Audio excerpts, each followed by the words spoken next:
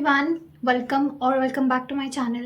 तो अब हम शुरू करने वाले हैं अप्लाइड एंटोमोलॉजी का new course that is pest management in rabi crops.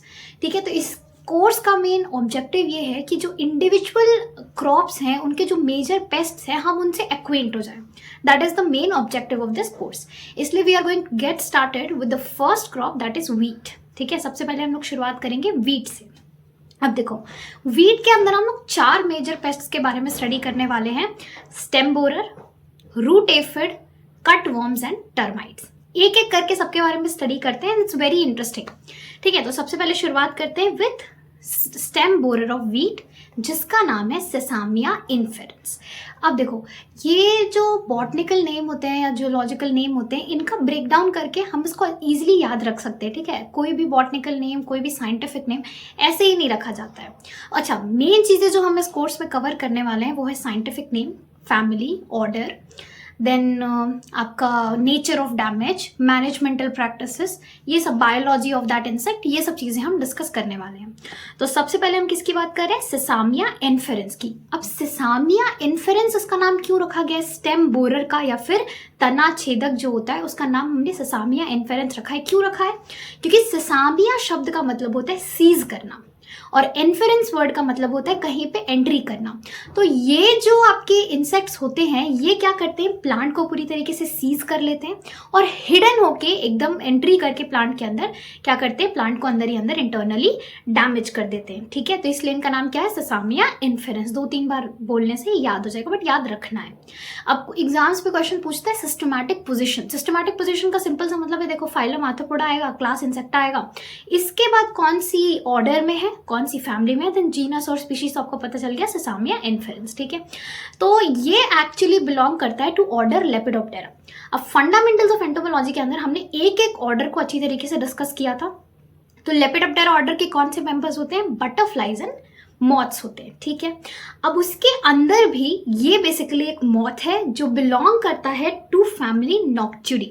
नॉक्टिडी के बारे में भी हम लोग जब लेपिडोप्टेरास पढ़ रहे थे तो हमने नॉक्टिडी के बारे में भी पढ़ाई की थी कि ये मेनली नॉक्टर्नल इंसेक्ट्स होते हैं, इसलिए इनका नाम नॉक्टिडी है। नॉक्टिडी फैमिली में आने वाले जितने भी इंसेक्ट्स होते हैं नॉक्टर्नल होते हैं, यानी रात को एक्टिव रहते हैं और दिन में छुप जाते हैं। इनके बारे में इतनी इन्फॉर्मेशन हमें फंडामेंटल्स के सब्जेक्ट में मिली थी। ठीक है, तो क्या है ये? लेपिडोप्टेरा। अच्छा, मॉथ है और लेपिडोप्टेरा में मेनली मॉथ्स एंड बटरफ्लाइज होते हैं। It is a moth. लेकिन मॉथ भी जो इसका एडल्ट स्टेज होता है ना, एक मॉथ, वो एक्चुअली में डैमेजिंग स्टेज नहीं है, बल्कि डैमेजिंग स्टेज इसके केस में है इसका लार्वल स्टेज, जिसके बारे में अभी हम लोग इसको समझने वाले हैं। तो देखो, सबसे पहले डिस्ट्रीब्यूशन की बात करें तो widely distributed across the country. Obviously India में कंप्लीटली वाइडली डिस्ट्रीब्यूटेड है। नॉर्दर्न प्लेन्स हो गए, सेंट्रल रीजन्स हो गए, साउथ ईस्ट एशिया, इन सभी जगहों पे ये वाइडली डिस्ट्रीब्यूटेड है। मेनली ये अटैक करता है, इसका होस्ट रेंज है मेनली सीरियल्स। ठीक है, सीरियल्स में भी वीट हो गया, राइस हो गया, मेज हो गया, एंड सेकेंडरी इसके होस्ट में आ जाता है शुगर केन। ठीक है, ये बेसिक इंफॉर्मेशन इसके बारे में हमें जाननी चाहिए।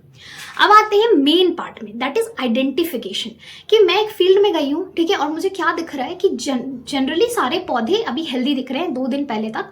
उसके बाद सडनली जो प्लांट्स है दे आर ड्राइंग अप। ठीक है, प्लांट्स क्या हो रहे हैं? ड्राई अप हो रहे हैं, उसको पुल करने से वो इजीली पुल आउट हो जा रहे हैं। तो अब हमें आइडेंटिफाई करना है कि इसमें कौन सा पेस्ट लगा है, तो हमें पता तो होना चाहिए कि स्टेम बोरर किस तरीके का दिखता है। तो स्टेम बोरर जैसे मैंने बताया मॉथ है, तो एक अडल्ट मॉथ होगा और एक आपका लार्वी होगा। जो लार्वी है वही आपका मेन डैमेजिंग स्टेज है। ठीक है, तो जो एडल्ट मॉथ होता है that is pinkish in colour. Moth है तो मॉथ जैसा ही दिखेगा, पिंकिश कलर का ये होता है, और इसकी बॉडी या फिर स्ट्रॉ कलर्ड होता है। स्ट्रॉ मतलब भूसे के कलर का या फिर पिंकिश कलर का होता है। मीडियम साइज का मॉथ है जिसके 4 विंग्स नैरो है। इमेज में क्लियरली दिख रहा है कि 4 विंग्स नैरो है, और जो हाइंड विंग्स हैं वो एक्चुअली पेल हैं, थोड़े से ट्रांसपेरेंट टाइप के हैं, राइट। और इनकी बॉडी में कोई प्रोमिनेंट मार्किंग्स हमको देखने को नहीं मिल रही है। तो ये हमारे क्या हो गए? एडल्ट स्टेम बोरर्स हो गए। तो अगर हमें कहीं पे एक ऐसा इंसेक्ट दिख रहा है जिसके क्या है 4 विंग्स नैरो है, जो हाइंड विंग्स है, तो सबसे इजी आइडेंटिफिकेशन का क्राइटेरिया हो गया वो क्या है? ट्रांसलूसेंट टाइप का है, पेल टाइप का है, पिंकिश कलर की बॉडी है। एक्चुअली पिंकिश कलर की नॉर्मल भी एडल्ट स्टेज में भी बॉडी होती है, और जो कैटरपिलर होता है ना उसमें भी एक पिंकिश ह्यू होता है इनकी बॉडी में। ठीक है, पिंकिश कैटरपिलर होते हैं, लेकिन उनका हेड स्पेसिफिकली जो सिर्फ हेड वाला पोर्शन है वो ब्राउन होता है। इतना हमें याद रखना है। इनकी बॉडी स्मूथ, कैटरपिलर स्टेज में, लार्वल स्टेज में इनकी बॉडी स्मूथ होती है, कोई हेयर्स इनकी बॉडी में नहीं होते। तो आईडी करने हमें आना चाहिए, इसलिए सोक इन द इमेजेस, ध्यान में एकदम ध्यान से रखना है हमें से। अब हम बात करते हैं नेचर ऑफ डैमेज की। देखो नेचर ऑफ डैमेज बहुत सिंपल है, कुछ कॉम्प्लेक्स नहीं है, नाम से ही समझ में आ रहा है। स्टेम बोरर मतलब स्टेम में बोरिंग करेगा, यानी कि स्टेम में छेद करते हैं। तो ये जो होते हैं आपके स्टेम बोरर्स, ये क्या करते हैं, जो आपका एडल्ट मॉथ होगा वो क्या करेगा, लार्वा एग ले करेगा। और क्या है ये, लेपिडोप्टेरास है। तो लेपिडोप्टेरा कैसे होते हैं, होलोमेटाबोलस होते हैं, यानी कि इनकी कंप्लीट लाइफ साइकिल होती है। कंप्लीट लाइफ साइकिल होने का क्या मतलब है कि एडल्ट एग ले किया, एग से लार्वा, लार्वा से प्यूपेशन हो गया, प्यूपा से फिर एडल्ट निकलेगा, राइट। इतना बेसिक्स हमारी क्लियर है। तो इसीलिए इसमें सबसे पहले एडल्ट आएगा, एडल्ट ने एग ले की, और एग जब हैच किए तो लार्वीज रिलीज हुए। तो एग कहाँ पे ले करेगा, लीव्स में, जो लीव शेड्स वगैरह होते हैं, खास करके हम सीरियल्स की बात करें तो व्हीट में, राइस में जो लीव शेड्स होते हैं वहाँ पे एग ले कर देता है, जिससे जब आपके लार्वी रिलीज होते हैं तब ये क्या करते हैं, ये धीरे से स्टेम में घुस जाते हैं, स्टेम में एंटर कर जाते हैं। और स्टेम में एंटर करने के बाद धीरे धीरे धीरे धीरे इंटरनल जो स्टेम का पार्ट है उसको क्या करने लगते हैं, खाने लगते हैं। अब स्टेम के इंटरनल पार्ट्स को अगर ये खाने लगेंगे तो स्टेम के अंदर क्या है, जाइलम है, फ्लोएम है, यानी कि आपका वैस्कुलर बंडल है, जिससे कि फूड का ट्रांसपोर्ट हो रहा है, वाटर का ट्रांसपोर्ट हो रहा है, वो क्या हो जाएगा, रुक जाएगा, खत्म होने लगेगा। एंड उसके कारण बेसिकली क्या होता है, पूरा प्लांट धीरे से ड्राई अप होके खत्म हो जाता है। तो इसके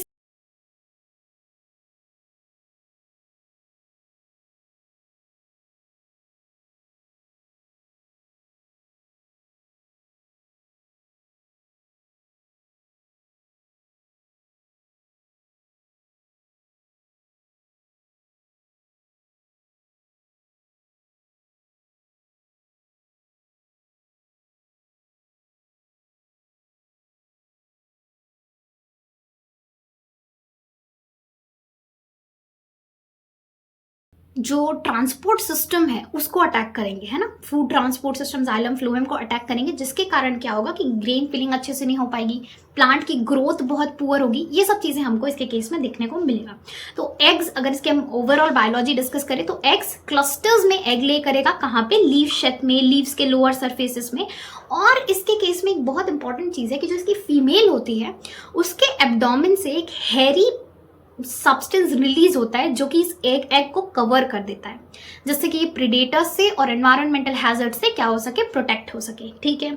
इसके बाद लार्वा हैच करके क्या करेगा, स्टेम के अंदर छेद करते करते स्टेम के अंदर घुस जाता है। कैसा माउथ पार्ट होगा, चूइंग होगा माउथ पार्ट। इसके बाद प्यूपेशन, इनका जो प्यूपल स्टेज होता है वो भी स्टेम के अंदर ही होता है। एंड देन इसके बाद मतलब मेनली प्यूपेशन से इंसेक्ट निकलने के पहले ही ये क्या करते हैं, अपने स्टेम से बाहर निकलते हैं, अदरवाइज पूरे टाइम वो स्टेम के अंदर रहता है। तो ये बहुत ज़्यादा डेंजरस है, क्योंकि ये क्या कर रहा है, देखो मेनली क्यों ये डेंजरस है ना, क्योंकि ये प्लांट को इंटरनली डैमेज कर रहा है।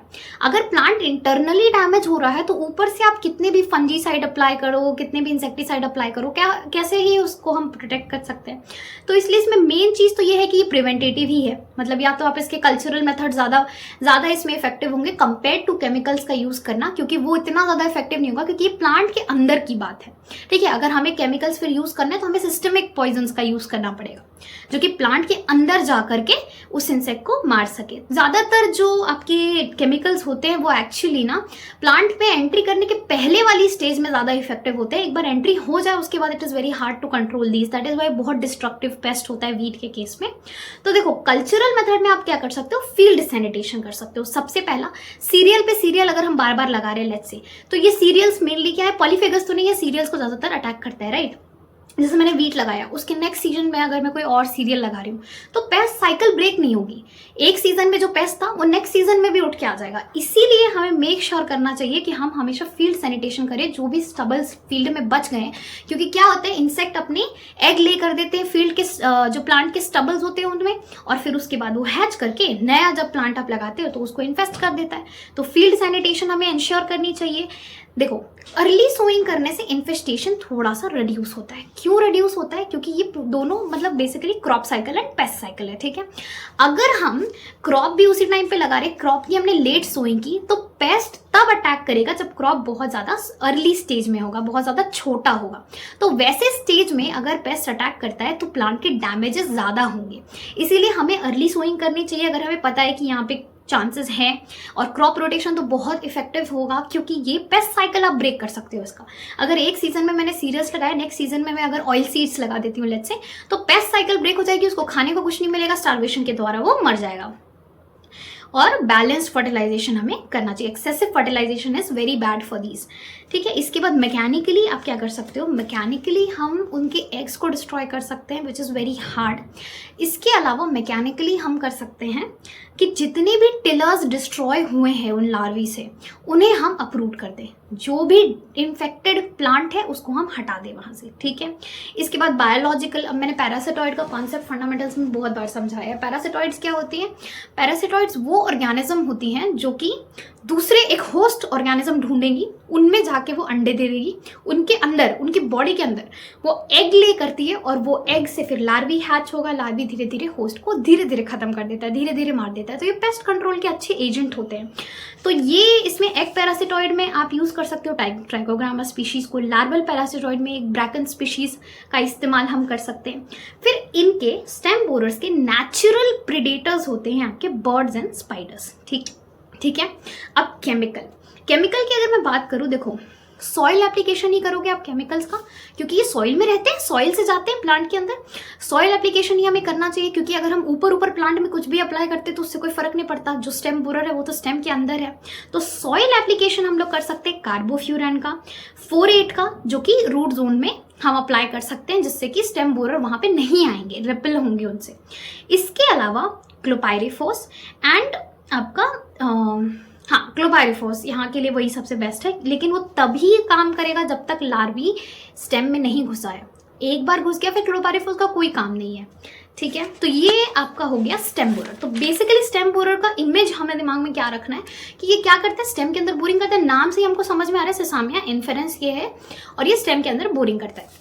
2-3 चीजें तो इसके बेसिक फीचर से क्लियर हो गई, जैसे कि लेपिडोप्टेरा है और नॉक्टिडी फैमिली को बिलोंग करता है। तो ये क्या होते हैं, इनका मैनेजमेंट थोड़ा सा डिफिकल्ट होता है, क्योंकि ये नॉक्टर्नल होते हैं। ये मेनली रात भर में काम करेंगे, दिन में जाके सॉइल में वापस छुप जाते हैं। इसीलिए इनके मैनेजमेंट के लिए भी हम क्या करते हैं, हम जाके सॉइल को ट्रीट करते हैं। किससे ट्रीट करते हैं? हम सॉइल को ट्रीट करेंगे ग्रैन्युलर इंसेक्टिसाइड्स लाइक कार्बोफ्यूरैन। ठीक है, तो this was the first paste जो हमने डिस्कस किया, that was stem borer of wheat. ठीक है, इसे याद रखना है हमें। नेक्स्ट पेस्ट आ जाता है टर्माइट। अब दिस इज वेरी कॉमन, ये तो इसके बारे में पढ़ना भी इट्स वेरी इंटरेस्टिंग। ये कौन से ऑर्डर में आता है, ये ऑर्डर्स के टाइम पे हमने बहुत अच्छी तरीके से इसे डिस्कस किया था। This is Isoptera. ठीक है, ये होते हैं दीमक। ठीक है, जो कि यूजुअली हमको वुडन सर्फेसेस में घरों में देखने को मिल जाते हैं। अब ये जो है दीमक नहीं देखने को मिलते हैं आपको, ऊपर से जो दिख रहा है वो दीमक की कॉलोनी है। इनका नाम है ओडोंटोटर्मस ओबेसिस। अब इसको कैसे याद रखोगे, देखो ओडोंटो का मतलब होता है दांत, ठीक है, और टर्मस मतलब टर्माइट, और ओबिसस का मतलब होता है स्वोलन। तो इसकी जो फीमेल होती है, इसकी जो क्वीन होती है, वो फुली हुई होती है, ओबीज होती है, तो ओबिसस उससे आप याद रख सकते हो। और ओडोंटोटर्मस, ओडोंटो का ये मतलब है इसके जो सोल्जर कास्ट होता है, उसके जो टीथ होते हैं, जो मैंडिबल्स होते हैं, which is not teeth actually, which is jaws, लेकिन वो बहुत स्ट्रांग होते हैं। तो वैसे आप याद रख सकते हो ओडोंटोटर्मस ओबिसस। ठीक है, अब इनकी सिस्टमैटिक पोजिशन वही आर्थ्रोपोडा, इंसेक्टा, इसके बाद आइजोप्टेरा। ये कौन से ऑर्डर के मेंबर्स हैं? आइजोप्टेरा। ये फंडामेंटल्स में हम again I am saying cover कर चुके हैं। और इनके बाद इसकी फैमिली टर्मेटिडा फैमिली को ये बिलोंग करते हैं, देन ओडोंटोटर्मस ओबिसस। ठीक है, अब इनकी होस्ट रेंज बहुत वाइड है, केवल सीरियल्स को ही अटैक नहीं करते। ये वीट, शुगर केन, ग्राउंडनट, मेज, कॉटन, बहुत सारी चीज़ों में लगते हैं। तो इंडिविजुअली भी हम लोग पढ़ेंगे कि किस किस तरीके का इफेक्ट इनका होता है। ठीक है, इनकी जो डिस्ट्रीब्यूशन है थ्रू आउट द कंट्री ये डिस्ट्रीब्यूटेड है, लेकिन ज़्यादातर ड्राई एंड जो सीवियर रीजन होता है ना, वहाँ पे ज़्यादा थ्राइव करते हैं। क्यों करते हैं वहाँ पे ज़्यादा थ्राइव? क्योंकि उनको वहाँ पे अपने हिसाब का अप्रोप्रिएट क्लाइमेटिक कंडीशन मिलता है, जहाँ पे वो अच्छे से कॉलोनी बना के रह सकते हैं। तो टर्माइट्स के बारे में एक बहुत इंटरेस्टिंग चीज़ मैं आपको बताती हूँ, which is also very like important question अगर हम देखें तो, which is the caste system in termite. Termites जो होते हैं ना, they are very interesting to learn about. क्यों? क्योंकि टर्माइट्स ना बहुत स्मार्ट ऑर्गेनिजम्स हैं। जो आइजोप्टेरा के मेंबर्स हैं, दे आर वेरी स्मार्ट। क्यों स्मार्ट है? Because what they do is they create colonies. अब not just a simple normal colony, but a colony that can accommodate thousands of individuals with a proper ventilation system, with a proper food system, along with a proper work distribution. They are polymorphic caste distribution, there is a polymorphic caste distribution among the termites, यानी कि उनके जो वो सभी members हैं वो अलग अलग काम उनके ऑलरेडी डिस्ट्रीब्यूटेड होते हैं, और जो कॉलोनी है उसमें किस तरीके के मेंबर्स की नीड होती है उसी हिसाब से एक लार्वी एडल्ट स्टेज में या तो सोल्जर बनेगा या तो वर्कर बनेगा। तो जो इनका पूरा कास्ट सिस्टम है उस पर क्वेश्चन आते हैं, प्रीवियस ईयर्स में क्वेश्चन आए हुए हैं, तो उसको हम लोग थोड़ा सा समझते हैं। देखो, अगर हम लोग ओवरऑल कास्ट सिस्टम की बात करें तो there is one reproductive caste, there is one worker caste and there is one soldier caste. ठीक है, नाम से इनके फंक्शंस क्लियर हो रहे हैं। रिप्रोडक्टिव कास्ट का क्या काम है? रिप्रोडक्शन करना। रिप्रोडक्टिव कास्ट में जो प्राइमरी रिप्रोडक्टिव्स होते हैं वो होते हैं क्वीन एंड किंग। क्वीन आपकी सबसे बड़ी मेंबर है। ठीक है, क्वीन जो होती है ओबेसस से मैंने बताया ओबीज होती है, एकदम मोटी और एकदम क्रीमी वाइटिश कलर की क्वीन आपको इसमें देखने को मिलेगी, जिसका काम केवल एग लेइंग है और इतना एफिशिएंटली अपना काम करती है कि एक दिन में 1000 से 2000 एग्स वो ले कर सकते हैं। एंड मेल का काम होता है सिंपली सिर्फ और सिर्फ जाकर के फीमेल को अकम्पनी करना, बस मेल का उतना ही फंक्शन है इसके केस में। फिर आ जाते हैं किंग, जो कि फीमेल से थोड़ा स्मॉलर होता है और ब्राउनिश टाइप के कलर का होता है, सांवला होता है। ठीक है, इसके बाद नेक्स्ट कास्ट आती है हमारी सोल्जर कास्ट, जो कि क्या होते हैं, फिर आ जाता है हमारा क्या सोल्जर कास्ट, जो कि क्या होते हैं येलोइश ब्राउन कलर के होते हैं। अब ये सोल्जर है तो इसके पास कोई शस्त्र होना चाहिए, तो वो शस्त्र इसका होता है इसके मैंडेबल्स, जॉज, स्ट्रॉन्ग जॉज होते हैं। तो टर्माइट्स में जो टर्माइट काटते हैं ना वो ये वाले टर्माइट होते हैं, लेकिन जो जिनसे हमें डील करना है एग्रीकल्चर के केस में वो है वर्कर कास्ट। तो वर्कर कास्ट मेन कास्ट होती है पूरे के पूरे इसके कास्ट सिस्टम की, क्योंकि ये बच्चों का ध्यान रखना, कॉलोनी बनाना, खाना लेकर आना, ये सारा काम जो है ये वर्कर कास्ट ऑफ टर्माइट का काम होता है।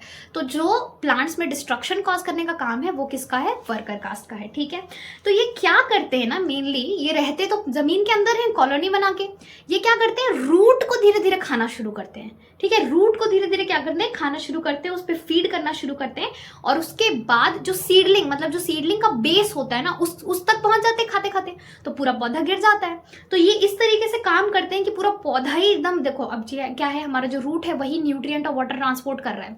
रूट में ही अगर हमने डैमेज कर दिया तो इनिशियल ग्रोथ ही डैमेज से शुरू हो रही है, तो अच्छे से प्लांट ग्रो नहीं कर पाता। ये बहुत बहुत ज्यादा, इसके वजह से आपको फील्ड में जिस एरिया में टर्माइट की कॉलोनी होगी ना वहां पे पैची रीजन देखने को मिलेगा, बहुत ज्यादा इसके नुकसान है ये ओवरऑल। ठीक है, अब अगर मैं बात करूं इसके लाइफ साइकिल की तो it is a incomplete Metamorphosis उसके अंदर होती है। तो इसके अंदर क्या होता है, बेसिकली एग से निम्फ बनता है और निम्फ से एडल्ट बनता है, और एडल्ट के जितने भी डिफरेंट फॉर्म्स मैंने बताया। हाँ, एक बहुत इंपॉर्टेंट चीज होती है दैट इज रिप्रोडक्टिव कास्ट में प्राइमरी रिप्रोडक्टिव्स। तो मैंने बताया कि जो आपके किंग और क्वीन है वो प्राइमरी रिप्रोडक्टिव्स है, ये मैंने आपको बता दिया। सेकेंडरी रिप्रोडक्टिव्स और को हम कहते हैं स्वार्मर्स, या फिर एटलस नाम होता है उनका, पता नहीं मेरे प्रोनाउंसिएशन सही है या नहीं। तो वो जो होते हैं इनके अंदर एक बहुत यूनिक फिनोमेना होता है स्वॉर्मिंग का, जो वो लोग फॉलो करते हैं। स्वॉर्मिंग का मतलब होता है झुंड में क्या करते हैं, जितने भी सेकेंडरी रिप्रोडक्टिव्स होते हैं ना जो कि रिप्रोडक्शन कर सकते हैं, वो झुंड में कॉलोनी से बाहर निकलते हैं। और इनके केस में एक चीज और हमको याद रखनी है कि इनके विंग्स तभी तक रहते हैं जब तक इनकी मीटिंग नहीं हुई होती है। मीटिंग के बाद इनके विंग्स झड़ जाते हैं। ठीक है, फिर वो एकदम ग्रुप में कॉलोनी से बाहर जाएंगे और वहां पे मिड एयर जाके वो मीटिंग करते हैं। जहां मीटिंग कर दी तो विंग्स उनके गिर गए, तो नई जगह पे गिर करके नए टर्मेटरी को वो कंस्ट्रक्ट कर लेते हैं। तो इनके लिए मैनेजमेंट के लिए हम क्या कर सकते हैं, देखो कल्चरली तो फील्ड सैनिटेशन हमको करना चाहिए, क्योंकि आप क्रॉप रेसिड्यू हटा दोगे तो उनका शेल्टर, उनका फूड हट जाएगा वहां से। प्रॉपर इरिगेशन करना चाहिए, मैंने जैसे शुरू में बताया कि ड्राई क्लाइमेटिक कंडीशन और ड्राई सॉइल में ज्यादा ये ग्रो कर पाते हैं बढ़िया से। ठीक है, क्योंकि इनको भाई नीचे कॉलोनी स्टैब्लिश करनी है, अगर गीली मिट्टी होगी तो नीचे कॉलोनी वो अंडरग्राउंड स्टैब्लिश नहीं कर पाते, तो इसीलिए प्रॉपर इरिगेशन करो। अनडिकम्पोज्ड ऑर्गेनिक मैटर उनके लिए क्या होता है, घर बनाने का एक रॉ मटेरियल होता है, तो वो हमें अवॉइड करना चाहिए। हमें ये मेक श्योर करना चाहिए कि हम प्रॉपर डीकम्पोज्ड ऑर्गेनिक मैटर का ही यूज कर रहे हैं।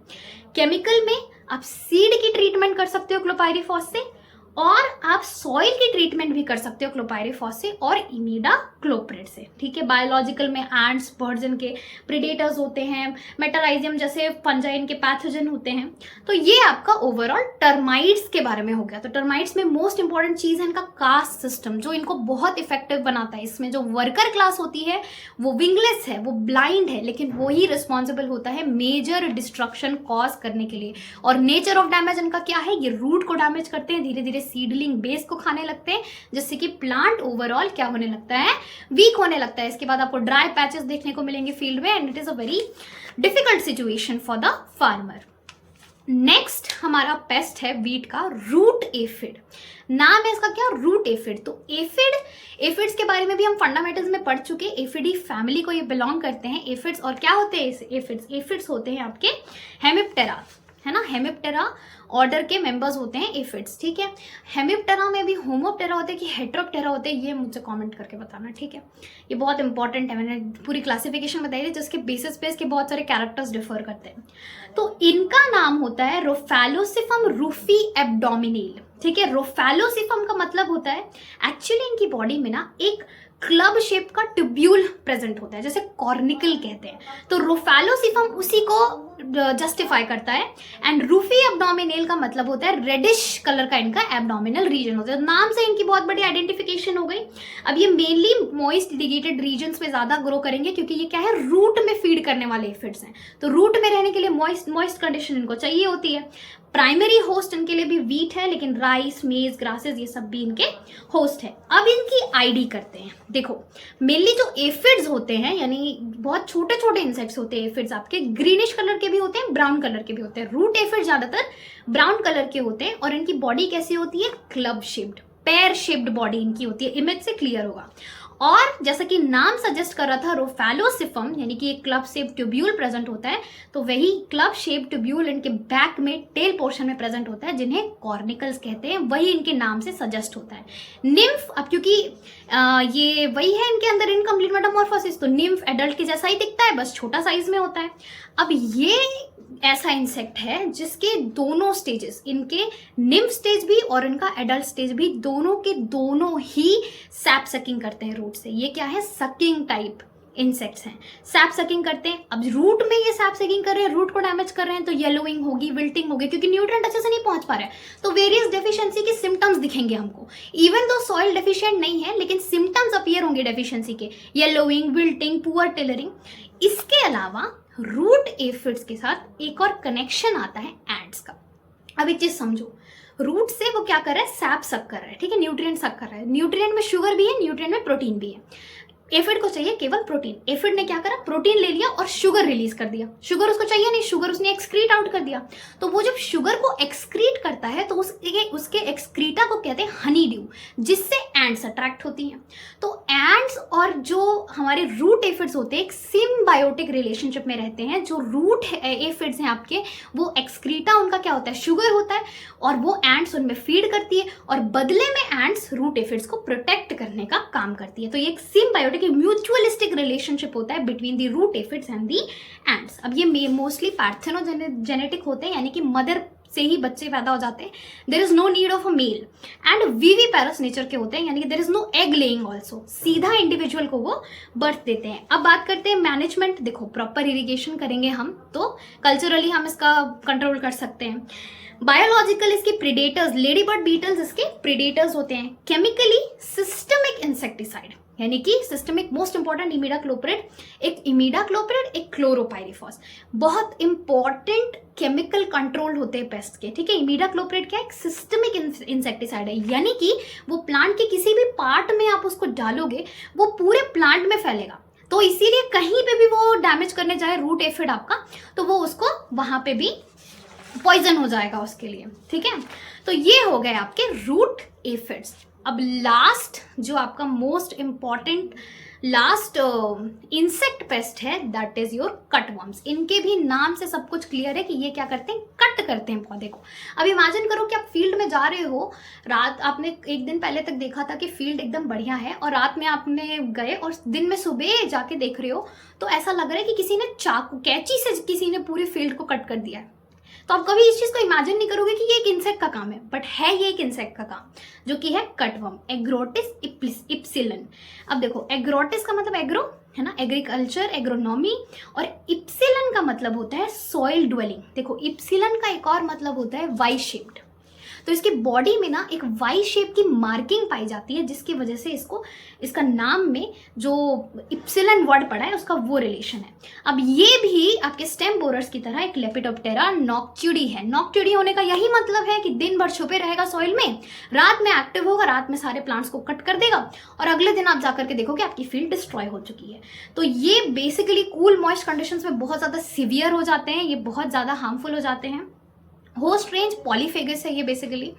पॉलीफेगस यानी कि पॉलीफेगस जो इंसेक्ट पेस्ट होते हैं ना वो सबसे ज्यादा डेंजरस होते हैं, यानी कि किसी एक चीज में वो सीमित नहीं है, वेरियस टाइप के जो इंसेक्ट वेरियस टाइप के जो प्लांट्स हैं उनको ये इन्फेस्ट कर सकता है। तो पॉलीफेगस पेस्ट है व्हीट, मेज, पल्सेस, वेजिटेबल सभी चीजें। अब इसके बाद इसकी आईडी की अगर मैं बात करूं, यानी कि इसकी आइडेंटिफिकेशन की मैं बात करूं, तो these are dark brown moths.